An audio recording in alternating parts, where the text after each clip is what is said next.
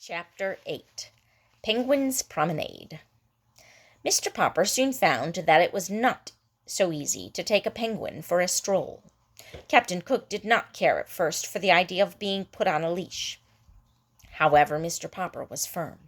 He tied one end of the clothesline to the penguin's fat throat and the other end to his own wrist.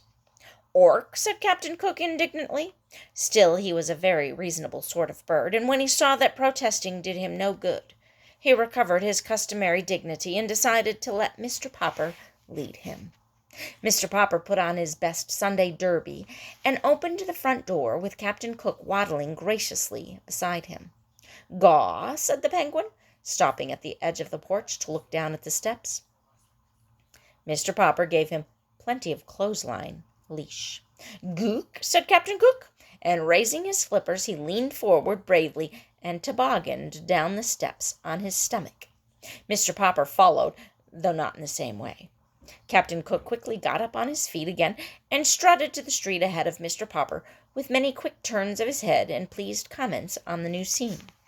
Down Proudfoot Avenue came a neighbor of the Poppers, Mrs. Callahan, with her arms full of groceries. She stared in astonishment when she saw Captain Cook and Mr. Popper, looking like a larger penguin himself in his black tailcoat. "Heavens have mercy on us!" she exclaimed, as the bird began to investigate the striped stockings under her house dress. "It isn't an owl, and it isn't a goose." "It isn't," said Mr. Popper, tipping his Sunday derby. It's an Antarctic penguin, Mrs. Callahan." "Get her away from me," said Mrs. Callahan to Captain Cook. "An anteater, is it?" "Not anteater," exclaimed Mr. Popper. "Antarctic. It was sent to me from the South Pole." "Take your South Pole goose away from me at once," said Mrs. Callahan. Mr. Popper pulled obediently at the clothesline, while Captain Cook took a parting peck at Mrs. Callahan's striped stockings. "Heaven preserve us," said Mrs. Callahan. "I must stop in and see Mrs. Popper at once. I would never have believed it. I will be going now." "So will I," said Mr. Popper, as Captain Cook dragged him off down the street.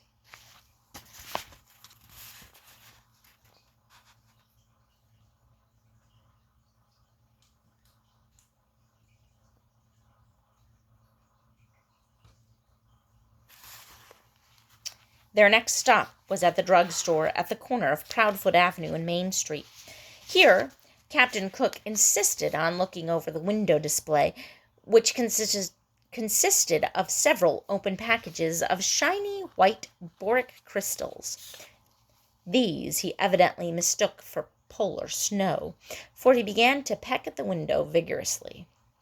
Suddenly a car wheeled to the nearby curb with a shriek of its brakes, and two young men sprang out, one of them bearing a camera. "This must be it," said the first young man to the other. "It's them, all right," said the second young man. The cameraman set up his tripod on the sidewalk, and by this time a small crowd had gathered around, and two men in white coats had even come out of the drugstore to watch. Captain Cook, however, was still too much interested in the window exhibits to bother to turn around. "You're Mr. Popper of 432 Proudfoot Avenue, aren't you?" asked the second young man, pulling a notebook out of his pocket. "Yes," said Mr. Popper, realizing that his picture was about to be taken for the newspaper. The two young men had, as a matter of fact, heard about the strange bird from the policeman, and had been on their way to the Popper house to get an interview when they saw Captain Cook. "Hey, Pelican, turn around and see the pretty birdie," said the photographer. "That's no pelican," said the other, who was a reporter. "Pelicans have a pouch in their bills." "I think it was a dodo, only dodos are extinct. This will make an elegant picture if I can ever get her to turn around." "It's a penguin," said Mr. Popper proudly. "Its name is Captain Cook." "Gook," said the penguin, turning around, now that they were talking about him. Spying the camera tripod, he walked over and examined it. "Probably thinks "It's a three-legged stork," said the photographer. "This bird of yours," said the reporter, "is it a he or a she? The public will want to know." Mr. Popper hesitated. "Well, I call it Captain Cook. That makes it a he," said the reporter, writing rapidly in his notebook. Still curious, Captain Cook started walking round and round the tripod till the clothesline, the penguin, Mr. Popper, and the tripod were all tangled up.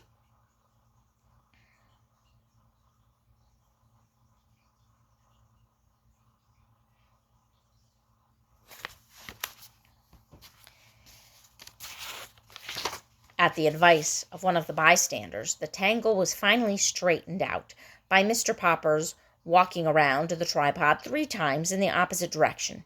At last, Captain Cook, standing still beside Mr. Popper, consented to pose. Mr. Popper straightened his tie, and the cameraman snapped the picture. Captain Cook shut his eyes, and this is the way his picture appeared later in all the newspapers. "One last question," said the reporter. "Where did you get your strange pet?" "From Admiral Drake, the South Pole explorer. He sent him to me for a present." "Yeah," said the reporter. "Anyway, it's a good story." The 2 young men jumped into their car. Mr. Popper and Captain Cook continued their walk, with quite a crowd following and asking questions. The crowd was getting so thick that, in order to escape, Mr. Popper led Captain Cook into a barber shop. The man who kept the barber shop had up to this time been a very good friend of Mr. Popper's. See you next time.